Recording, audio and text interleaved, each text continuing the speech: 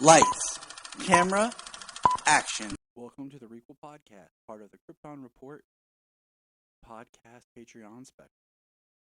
I am the host, Tyler, and in this podcast, what we do is we take a property and we say, hey, would we reboot it? Would we remake it?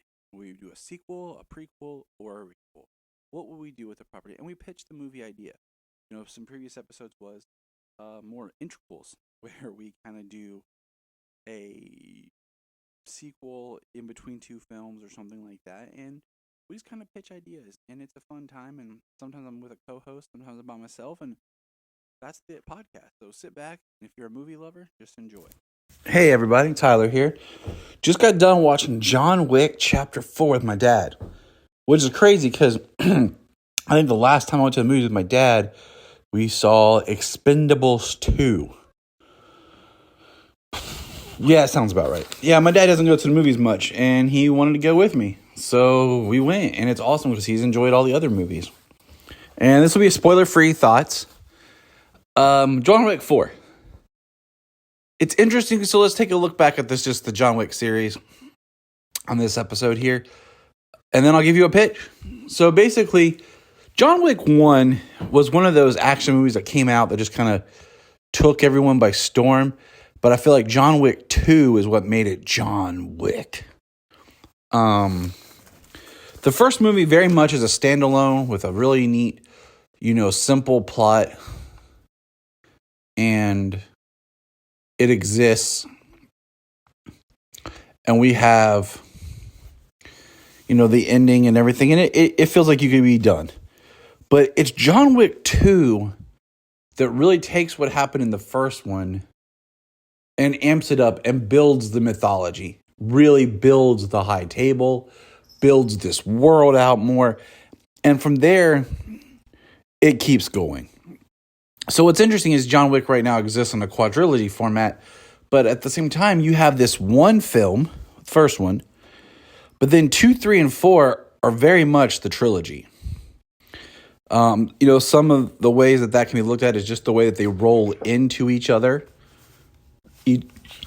Each film kind of ends at a point with the next one. And, there is a reason why they are called chapter. I still am not a huge fan that the third one was called Chapter 3 Parabellum, because I don't like when you name it one, give it a subtitle, and then you do another film without a subtitle. So I'm not a fan of that. I think over time it might eventually just become John Wick Chapter 3, and they'll lose the Parabellum part. But overall, good series, good mythology, great action and everything, some humor, fun to it. I will say, I was surprised how long Chapter 4 was.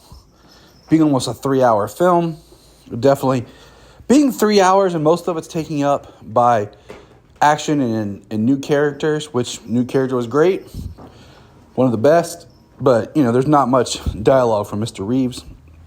I think they said there was something he said 380 words in the entire film.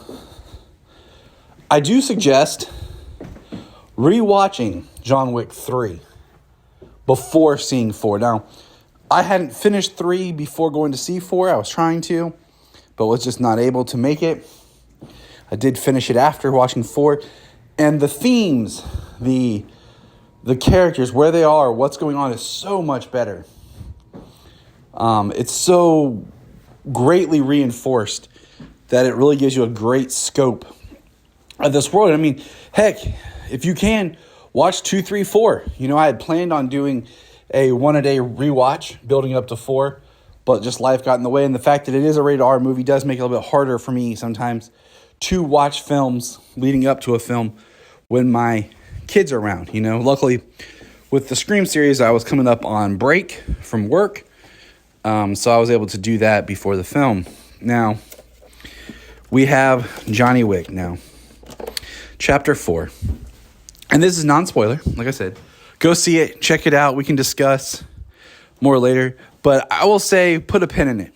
Okay, John Wick right now, Chapter 4, done. Now, let me give you, since this is the requel, my pitch. Tyler's pitch. And what I'd like to do is I'd introduce the prequel John Wick film. Now, I think there's a lot you can go with the prequel, as John Wick Chapter 3 opens up and we find out more about Jardani and his Russian lineage type backstory and the ticket and the family, okay?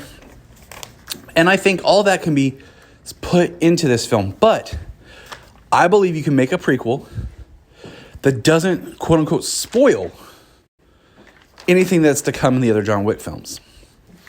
I say this because each John Wick film has a way of taking the universe and building it out more and expanding and surprising us. Too many times when we do prequel shows, movies, we're trying to reference characters, plots, things, and foreshadow them in the future. I think you can do this without it.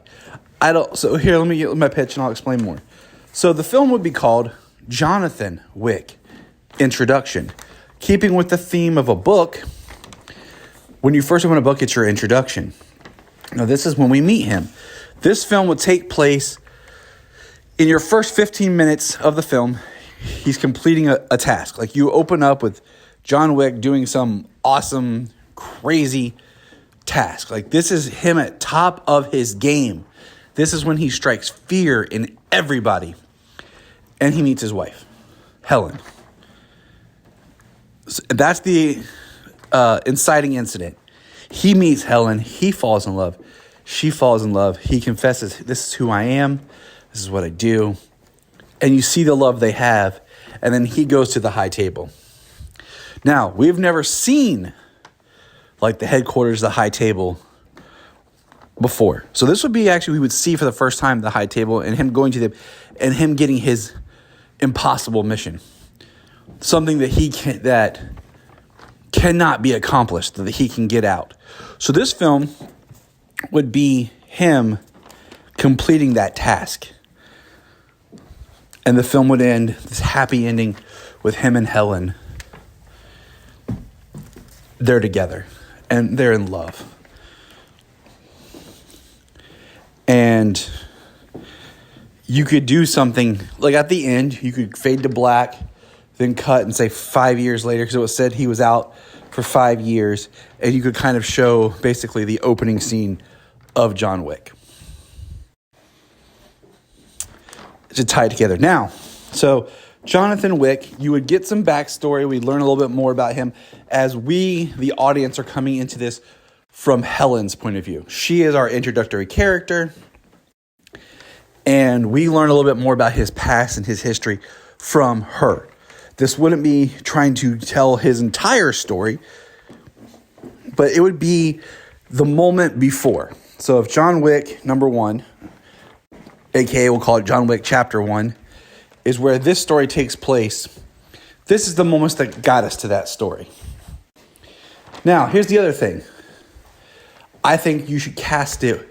My casting is Adam Driver. You have Adam Driver play John Wick. Adam Driver is just he's, about what? He's like 38, 39 years old right now. He could play right at the right time if, John Wick is supposed to be more of a middle-aged, 40-some-year-old man when he retires. So that would put, Adam Driver, quote-unquote, 45-ish when John Wick Chapter 1 would be. So, those 5 years he turns into Keanu Reeves. It could work. Someone else I thought could play a younger Keanu John Wick character, but, the actor has his own problems, would be Ezra Miller. But that would be like if I was doing John Wick Begins and I started it with like him training coming up. But I think Driver has that perfect blend of being just young enough, but still old enough to be a Keanu right before he becomes John Wick number 1, John Wick I can't believe it's been almost 10 years since the first John Wick. But that is Jonathan Wick introduction. And that's my pitch. Go out to the theater, check out John Wick Chapter 4. Let me know your thoughts. Take care.